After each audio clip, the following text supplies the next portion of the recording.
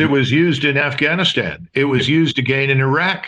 The General Abizaid early on, if we don't stop these Islamists now, we'll be fighting them in our own country. One of my friends who was serving in Iraq at the time, he sent a message to me, just texted it to me, and he said, I'm trying to figure out how all these Arabs with their outfits on are going to get on little boats and float over to the United States to threaten us. This is the same crap over and over and over again to goad us into war.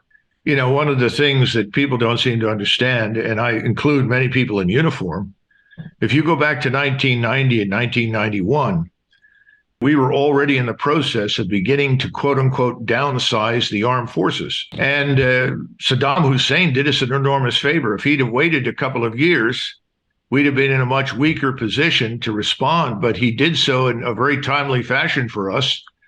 And it worked out brilliantly because we had an enormous amount of military power in terms of people and equipment and capabilities that were effectively a legacy of the Cold War. Well, today that legacy is gone.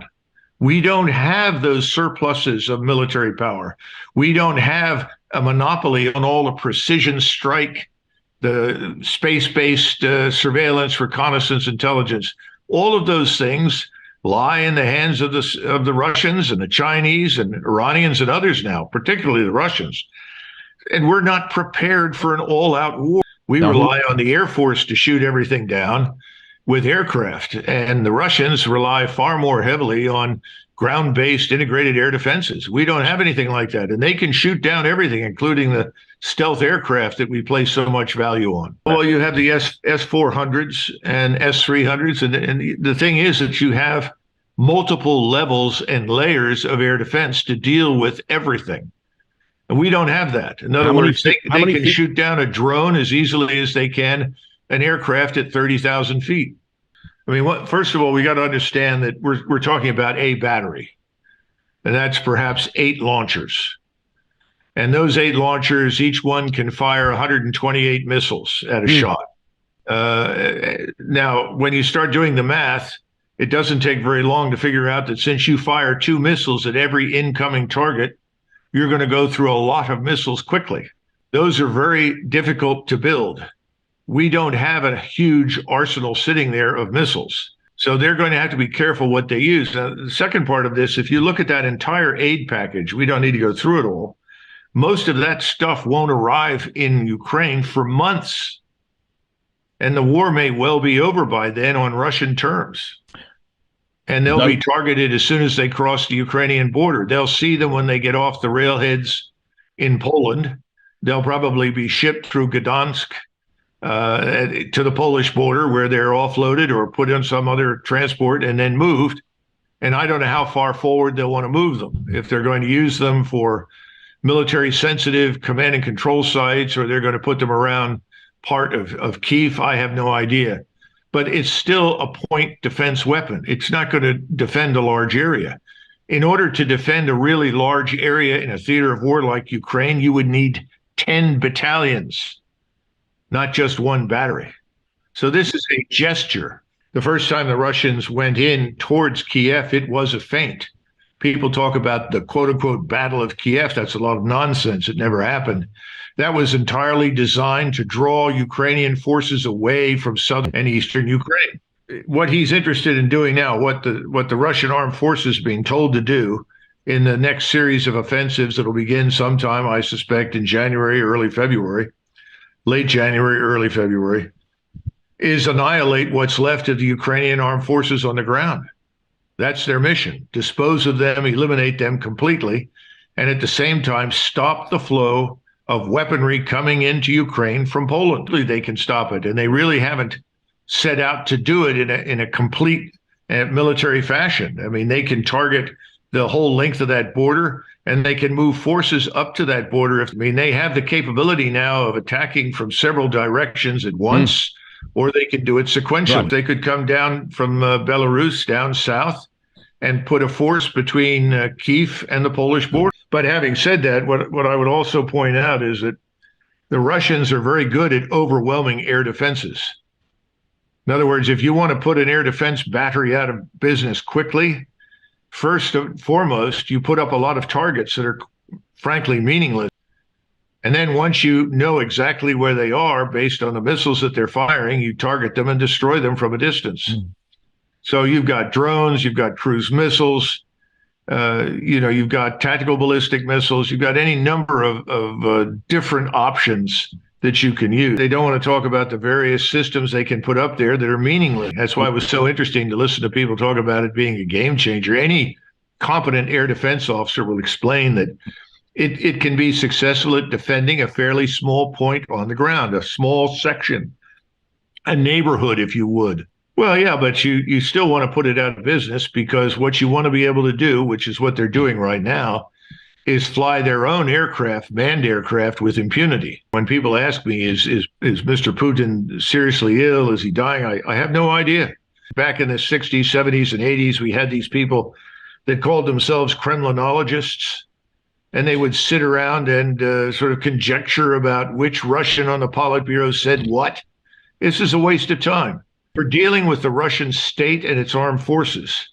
That's where we need to focus. We're not dealing with one man. Putin is not alone, and he has the backing of the Russian people. Anybody who thinks otherwise is crazy. Everyone wants this to end. I'm sure there are lots of Ukrainians who would like it to end. I've watched videos of Ukrainian soldiers that were posted by them on the internet, and then suddenly they were removed because Ukrainian soldiers were saying, we're tired, we're freezing, we're running low on ammunition. If you complain, or if you talk about surrendering or deserting, they pick you up, take you away, and they never see you again. We know the Ukrainian enforcers are out there threatening people. We know that they're now scraping the bottom of the barrel. They're trying to bring in teenagers, put them in uniform, hand them rifles, send them forward. Yeah, Ukraine's in very serious trouble. And if you listen carefully to Zelensky, he said, well, thank you very much for sending all that you have, but it's really not enough. And then in his interview with The Economist and his commanding general, Zaluzhny, they both flat out said that the probability of withstanding what is coming in the winter from Russia is very low.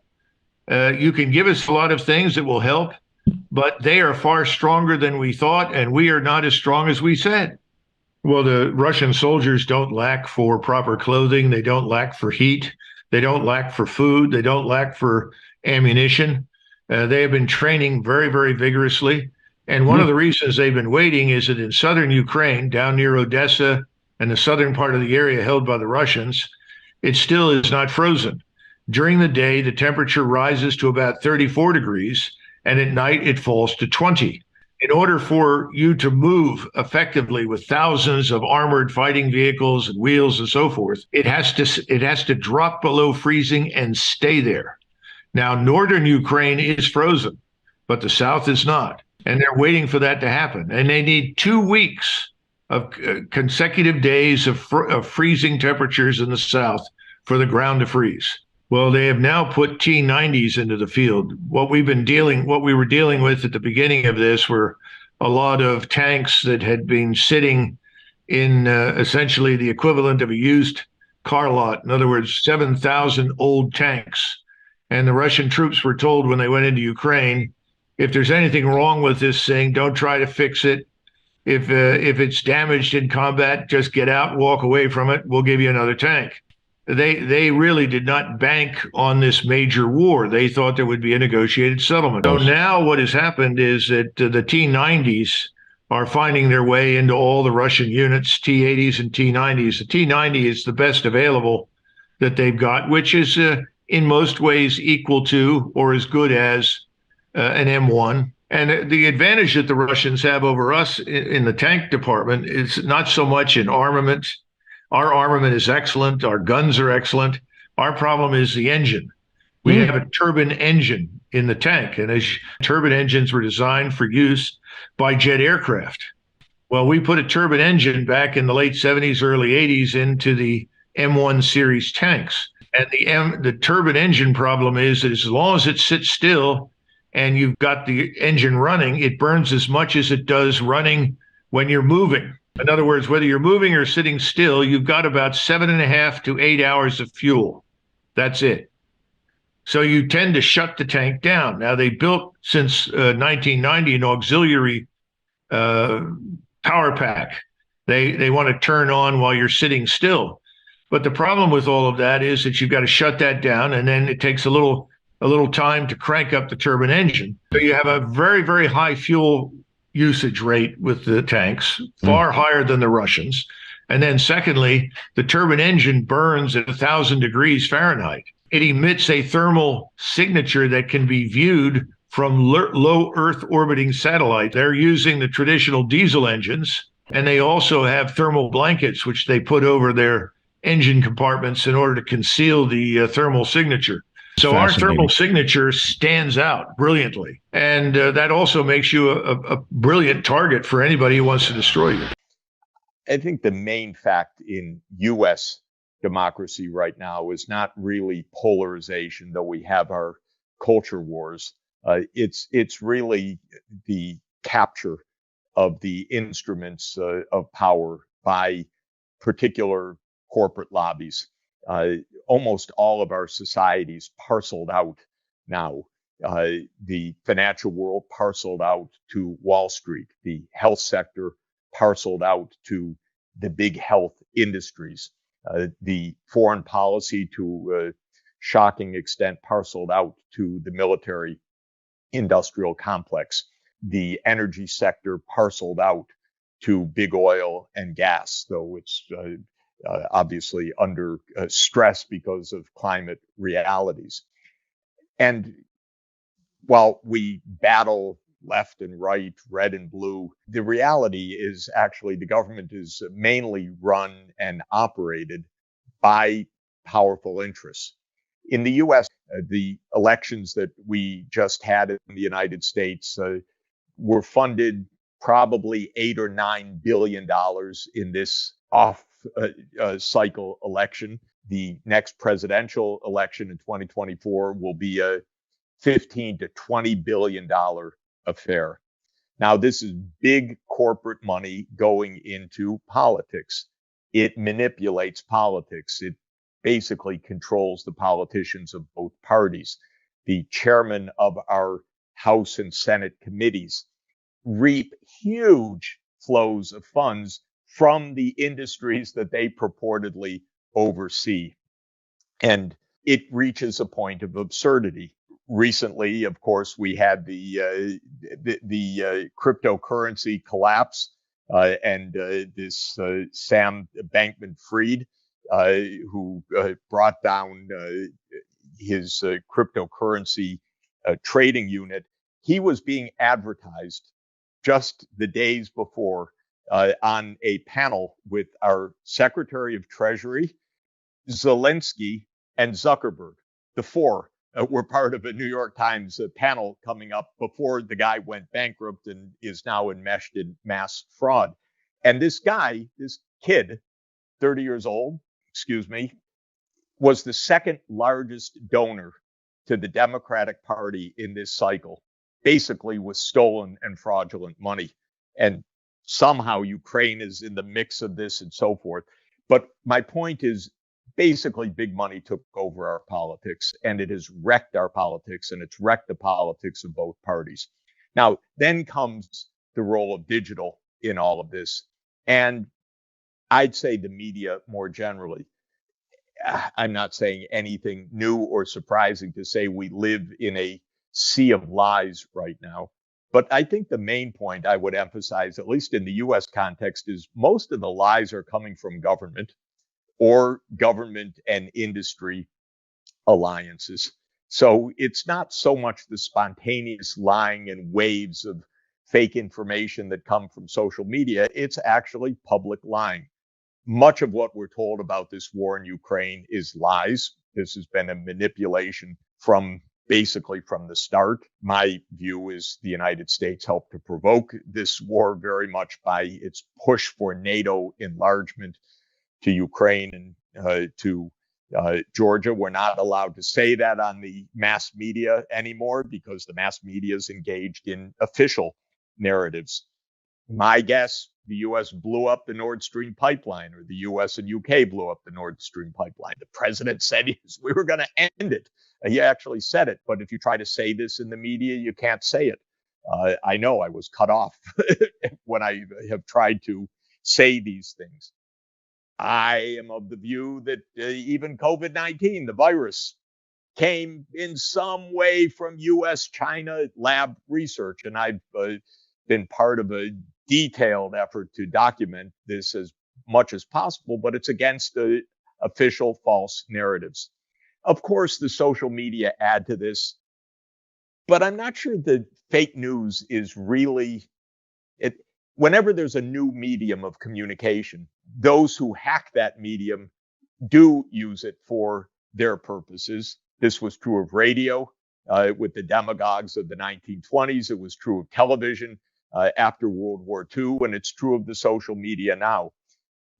But it's a feature of the media more than of digital per se. But because we're in a digital media era, it's definitely amplified right now.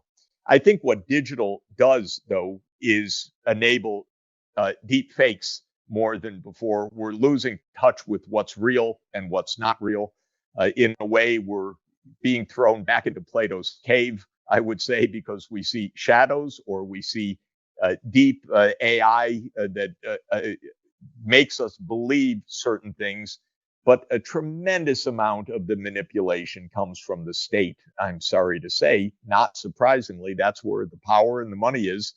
And that's where the corporate media partner. And there's clearly a lot of that going on, like the New York Times featuring the Sam Bankman-Frieds of the world, and together with Zelensky, together with the finance minister of our country, Secretary of Treasury, together with Mark Zuckerberg. My word. So this is, I think, the situation that we're in. We have a hacked political system. We have lost public control. One of the things that I've been doing for the past 20 years is tracking the difference of public opinion and legislative outcomes. That's part of the hacking. You know, the American public, little weird, but not so weird as you would think. And on most issues, 70% normal, I would say. And we have pretty significant majorities for fighting climate change, for example, for getting money out of big politics, for taxing the rich more, for staying out of wars. But that's not what we do in our politics. That's what I mean by the hacking of our democracy.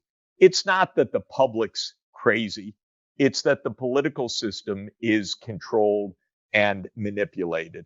Just a couple of hours ago, I was part of the Valdai discussion group in Moscow. It was an online meeting, great discussion with Russian colleagues. We're in a cancel Russia mode right now in Europe and the United States, which is tragic, absurd, just stupid and dangerous. But I had a wonderful discussion with Russian colleagues on a number of issues, including the G20 summit that just took place, which on the whole, just to summarize, showed that the world could actually still get together and do something useful. And maybe it argues against what I'm saying. It was the face-to-face meeting of leaders that probably chilled them out a little bit. You know, if I could stick with the government just for a moment, the reason Americans don't trust our government is that it's not trustworthy.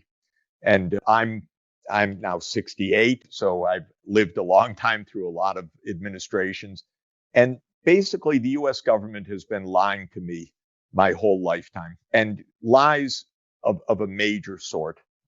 You know, I was young when John F. Kennedy was assassinated. They lied about that. The Warren Commission was a lie. Then we had Richard Nixon, and he lied about everything, but he lied about Watergate. We had the Vietnam War, which was a lie, and the Pentagon Papers revealed that lie. And it's been on and on. We had the Iraq War completely on phony circumstances, and now I saw, as I was chairing the Lancet COVID-19 Commission, how the U.S. government is lying about the virus. We don't know where the virus came from, but they're certainly not telling the truth about what they know. That is for sure.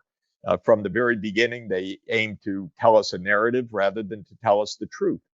The truth may be they don't know, but they claim to know that it's from nature and it's not from these research activities and so on. And I think we don't know, but they clearly haven't told us the truth. So the breakdown of trust is real because the government's not trustworthy. Why? Well, because we're an imperial power. It happens in the United States, and empires don't tell the truth very much, because if they told the truth, they'd stop being empires, for one thing.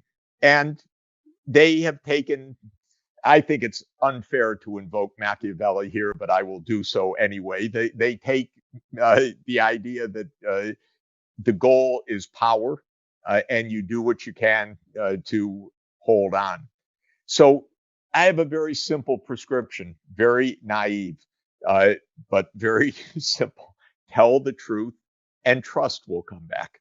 And we're feeling a lot of distrust because things are not the truth. Look, 2 days ago, a missile fell.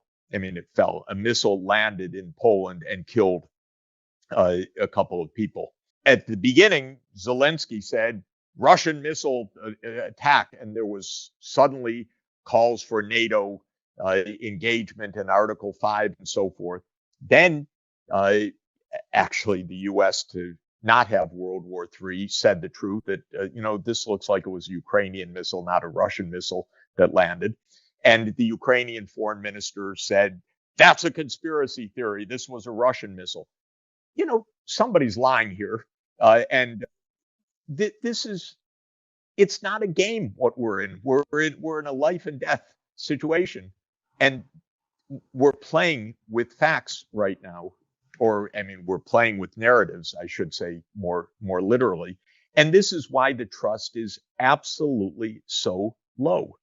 And maybe it is right that the social media have one influence on this, which is many politicians have said to me that they live in a nonstop 24/7 continuous news feed, that they don't even have a daily news cycle anymore. It's a minute to minute news cycle. And so everything is reactive. Everything is manipulative. Everything is to keep the narrative. Everything is to stop for a moment and a breath. I don't know whether that's it, but if we want to have trust, we have to be trustworthy. That's the main point. Trustworthy means telling the truth, in my view.